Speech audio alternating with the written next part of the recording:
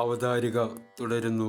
1940 കാലഘട്ടത്തിൽ ലോകത്തിലെമ്പാടും, ഇന്ത്യയിൽ പ്രത്യേകിച്ചും രാഷ്ട്രീയ പ്രാധാന്യമുള്ള പല സംഭവവികാസങ്ങളും അരങ്ങേറി. 1947 ഇന്ത്യയുടെ ചിരകാലാഭിലാഷമായിരുന്ന സ്വാതന്ത്ര്യം യാഥാർത്ഥ്യമായി. പക്ഷേ ബ്രിട്ടീഷ് സാമ്രാജ്യത്തിൽ നിന്നും മോചനമെന്ന രൂപത്തിൽ കിട്ടിയ ഈ സ്വാതന്ത്ര്യത്തിൻ്റെ ആഹ്ലാദത്തിമിർപ്പുകൾ അധികനാൾ നീണ്ടുനിന്നില്ല. രാജ്യത്തെ ഇന്ത്യ, പാകിസ്ഥാൻ എന്നീ പ്രദേശങ്ങളായി വിഭജിച്ചതിനെ തുടർന്നുണ്ടായ യുദ്ധത്തിൽ പല ദാരുണ സംഭവങ്ങളിലായി നൂറായിരക്കണക്കിന് പേരാണ് മൃതിയടഞ്ഞത്. ശ്രീല പ്രഭുപാദർ ഈ സംഭവത്തെക്കുറിച്ച് പിന്നീട് പറഞ്ഞു. 1947 ഹിന്ദു മുസ്ലിം ലഹള നാം കണ്ടു. ഒരു വശത്ത് ഹിന്ദുക്കളും മറുവശത്ത് മുസ്ലിങ്ങളും. അവർ തമ്മിലുള്ള പോരാട്ടത്തിൽ ഒട്ടനവധി പേർ മരിച്ചു. എന്നാൽ മരണത്തിനു ശേഷം ഹിന്ദുവെന്നോ മുസ്ലിമെന്നോ വേർതിരിവില്ല. നഗരസഭയിലെ തൊഴിലാളികൾ വന്ന് രണ്ടു വിഭാഗക്കാരുടെയും മൃതശരീരങ്ങൾ ഒരേ കൂനയിലായി വാരിക്കൂട്ടി എവിടെയെങ്കിലും കൊണ്ടെറിയുന്നതായാണ് കാണപ്പെട്ടത്. സമാധാനം പുനഃസ്ഥാപിക്കാനായി നേതാക്കൾ നടത്തിയിരുന്ന പ്രതിജ്ഞകളിലൊന്നും അഭയ്ക്ക് അത്ര വിശ്വാസമുണ്ടായിരുന്നില്ല. ഇന്ത്യൻ സ്വാതന്ത്ര്യത്തെ ഒരു പരിഹാരമായി കാണാനും അഭയ്ക്ക് താല്പര്യം ഉണ്ടായിരുന്നില്ല. ഈ നേതാക്കൾ ഈശ്വരബോധമുള്ളവരാകാത്തിടത്തോളം കാലം ഇവിടെ എന്ത് നല്ല കാര്യമാണ് സംഭവിക്കാൻ പോകുന്നത്? ഭഗവത് സന്നിധിയിലേക്ക് മാസികയിൽ ഗാന്ധി ജിന്ന സംഭാഷണങ്ങൾ എന്ന ലേഖനത്തിൽ അഭയ് എഴുതി. ഹിന്ദുക്കൾ, മുസ്ലിങ്ങൾ, ക്രിസ്ത്യാനികൾ ഇവർ തമ്മിലും ബുദ്ധമതക്കാർ തമ്മിലുമുള്ള ഈ യുദ്ധം ലോകത്തിന് സർവനാശം സംഭവിക്കുന്ന ആ അവസാന ദിവസം വരെ തുടരുക തന്നെ ചെയ്യും. അഭയുടെ സന്ദേശം ഇതായിരുന്നു. എത്ര കാലം ജനങ്ങളിൽ സ്വാർത്ഥ താല്പര്യത്തിനും ഇന്ദ്രിയാസ്വാദനത്തിനുമുള്ള പ്രവണതകൾ കുടികൊള്ളുന്നുവോ അന്നേ വരെ അവർ തമ്മിലുള്ള ഈ യുദ്ധവും വിട്ടുപോകാതെ കൂടെ തന്നെയുണ്ടാവും.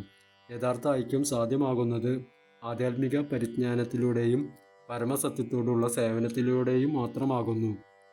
ഭഗവത് സന്നിധിയിലേക്ക് എന്ന മാസിക തുടർന്ന് പ്രസിദ്ധീകരിക്കുവാൻ അഭയ്ക്ക് പണമില്ലാതെ വന്ന സാഹചര്യത്തിൽ പോലും അദ്ദേഹം എഴുതുന്നത് നിർത്തിയില്ല. ഭഗവത്ഗീതയ്ക്ക് ഒരു വിവർത്തനം രചിക്കുക എന്നതായിരുന്നു അഭയുടെ അന്നത്തെ ഏറ്റവും ഉന്നതമായ ലക്ഷ്യം. അതേസമയം അദ്ദേഹം കത്തുകൾ വഴിയും ശ്രീ ചൈതന്യ മഹാപ്രഭുവിൻ്റെ സന്ദേശം പലർക്കിടയിലും പ്രചരിപ്പിക്കാൻ ശ്രമിച്ചുകൊണ്ടിരുന്നു. ഗവൺമെൻറ്റിലെ പ്രമുഖ നേതാക്കൾ, മാന്യരായ അനുഭാവികൾ, മറ്റു ലേഖനങ്ങളുടെ പ്രസാധകർ, ദിനപത്രത്തിൽ പരാമർശിക്കപ്പെടുന്നവരും തങ്ങളുടെ പ്രവൃത്തികൾ കൊണ്ട് ജനശ്രദ്ധയാകർഷിച്ചവരുമായ വ്യക്തികൾ, ഇവർക്കെല്ലാം അഭയ് കത്തുകൾ എഴുതി. ഒരു എളിയ സേവകനായി സ്വയം പരിചയപ്പെടുത്തിക്കൊണ്ട് അഭയ് ഈ കത്തുകൾ വഴി യഥാർത്ഥ ഭാരതീയ സംസ്കാരമായ കൃഷ്ണാബോധം എങ്ങനെയാണ് എല്ലാ വിഷമ പ്രശ്നങ്ങൾക്കും ശാശ്വതമായ പരിഹാരമാവുക എന്ന് വ്യക്തമായ വാക്കുകളിലൂടെ ഇവരെ അറിയിക്കാൻ ശ്രമിക്കുകയായിരുന്നു. ചിലപ്പോഴൊക്കെ ഗവൺമെൻറ് ഉദ്യോഗസ്ഥന്മാരിൽ നിന്നും ഗവൺമെൻറ് സെക്രട്ടറികളിൽ നിന്നും അഭയ്ക്ക് മറുപടി ലഭിക്കും. പക്ഷേ പലപ്പോഴും അവഗണനയായിരുന്നു അന്ത്യഫലം. അതേപോലെ മോഹൻദാസ് ഗാന്ധിയും ഭക്തിയുത സേവനത്തിൽ ചേരാൻ പ്രേരിപ്പിക്കണമെന്ന് അഭയ് വിചാരിച്ചതിൽ ആശ്ചര്യമില്ല തന്നെ. കർമ്മധീരനും കൃഷിതുല്യനും സമചിത്തത കൈമുതലായുമുള്ള ഗാന്ധിജി തൻ്റെ ധാർമ്മിക പ്രവൃത്തികൾ കൊണ്ട് ഇന്ത്യൻ ജനതയെ ഒന്നടങ്കം ഒരു മാന്ത്രിക ശക്തി എന്ന പോലെ ആകർഷിച്ചിരുന്നു. തൻ്റെ യൗവനത്തിൽ അഭയ് ഗാന്ധിയുടെ പിൻഗാമിയായിരുന്ന കാലവുമുണ്ടായിരുന്നു. അക്കാരണത്താലും അഭയ്ക്ക് ഗാന്ധിയോട് എന്നും സ്നേഹാദരങ്ങളുണ്ടായിരുന്നു. അങ്ങനെ 1947 ഡിസംബർ മാസം 7-ാം തീയതി ന്യൂഡൽഹിയിൽ വെച്ച് അഭയ് ഗാന്ധിജിക്ക് സുദീർഘമായ ഒരു കത്തെഴുതി. ദീർഘകാലമായി തൻ്റെ അനുയായികളായിരുന്ന പല നേതാക്കളിൽ നിന്നും ഗാന്ധിജി അല്പം അകന്നു കഴിയുന്ന കാലമായിരുന്നു അത്. ഈ നേതാക്കന്മാരിൽ ചിലർ രാഷ്ട്രത്തിൻ്റെ നേതൃത്വവും ഏറ്റെടുത്തു കഴിഞ്ഞിരുന്നു. അവർ ഗാന്ധിജിയുടെ ഹിന്ദു മുസ്ലിം മൈത്രി സിദ്ധാന്തത്തെയും കാർഷിക വൃത്തിയോടുള്ള ആഭിമുഖ്യത്തെയും അവഗണിക്കുന്നതായും കണ്ടു തുടങ്ങിയിരുന്നു. ഹിന്ദു നേതാക്കളും മുസ്ലിം നേതാക്കളും ഒരുപോലെ മാറി മാറി അദ്ദേഹത്തെ വിമർശിക്കുന്നുമുണ്ടായിരുന്നു. 78 വയസ്സെത്തി നിന്ന അദ്ദേഹം ശാരീരികമായി ക്ഷീണിതനും അങ്ങേയറ്റം വിഷാദചിത്തനുമായാണ് കാണപ്പെട്ടത്. തൻ്റെ കത്ത് ഗാന്ധിജിയുടെ കൈകളിൽ എത്തുന്നതിനുള്ള സാധ്യത നന്നേ കുറവാണെന്ന് അറിഞ്ഞുകൊണ്ട് തന്നെയാണ് അഭയ് ഈ ഉദ്യമത്തിനു തയ്യാറായത്.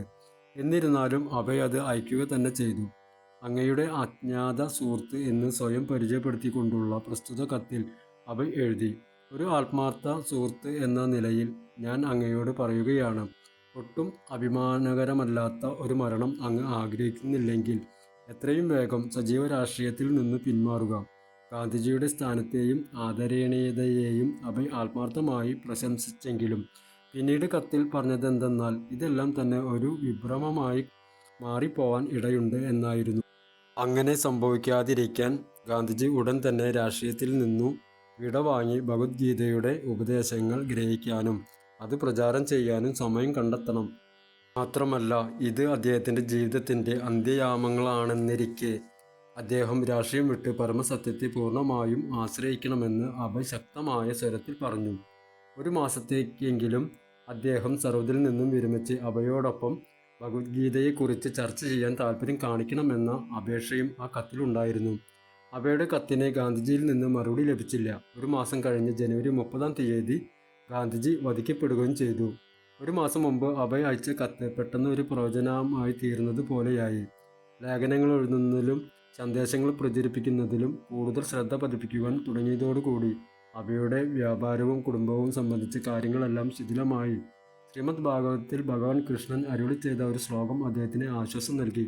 അതിപ്പോൾ തനിക്ക് അനുയോജ്യമാണെന്നും അഭയ്ക്ക് തോന്നി.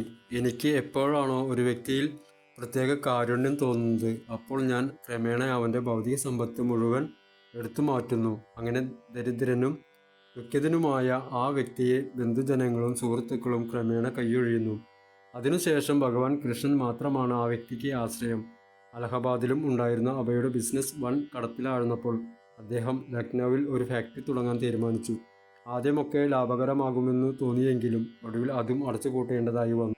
തൻ്റെ ഭാര്യയെയും കുട്ടികളെയും കൽക്കത്തയിൽ ഒരു അപ്പാർട്ട്മെൻറ്റിൽ പാർപ്പിച്ചിരുന്നുവെങ്കിലും അധിക പക്ഷവും അഭയ് അവരിൽ നിന്ന് അകന്നു കഴിയുകയായിരുന്നു. അദ്ദേഹം വീണ്ടും അലഹബാദിലേക്ക് പോയി. എന്നാൽ നാളുകൾ ചെല്ലുന്തോറും തൻ്റെ മരുന്ന് വിൽപ്പനയിൽ അദ്ദേഹത്തിന് ശ്രദ്ധ കുറഞ്ഞു വന്നു. കൃഷ്ണാവബോധ പ്രചരണത്തിൽ അദ്ദേഹത്തിൻ്റെ താല്പര്യം കൂടിക്കൂടി വരികയും ചെയ്തു.